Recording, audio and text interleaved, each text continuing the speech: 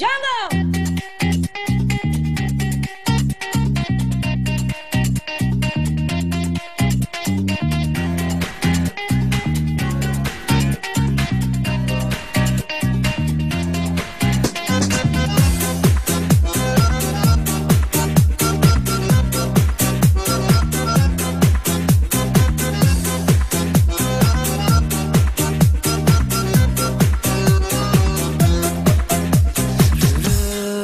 Güzel deni, elime kayan telefonu. Güzel yarım var mı? Yine telefona cevap vermen.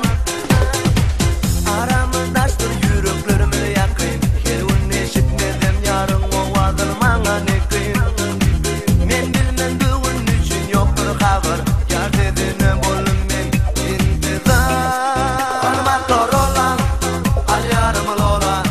Kıyın vurdun gürlüş beni SMS bir yolla. Kanıma doğrulan al yarım lola. Kıyın vurdun gürlüş beni SMS bir yolla.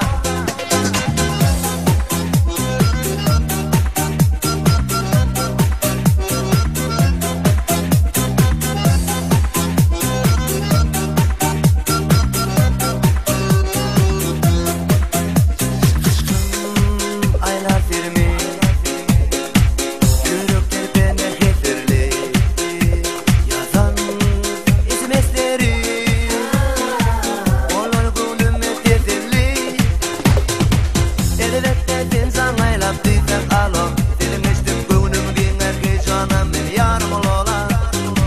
Emma sen san etmedin çiftten abar. Yar dediğine bolum men intizar. Kanıma doğrulan al yarım lola. Kıyın vurdun gürlüş beni SMS bir yolla.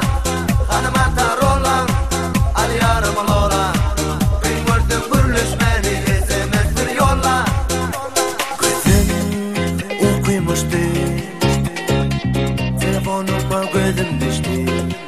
Karasam SMS okusam. Görüp oturduğunu çuvekken telefonu. Çökünürken bataryası olan duymanlar onu. Üçmenler kalbına ki muhabbet çökmesin baktın pişmaka.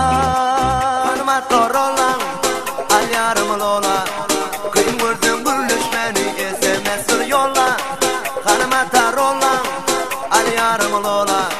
Kıyın vurdun gürlüş beni SMS bir yolla. Kanıma doğrulan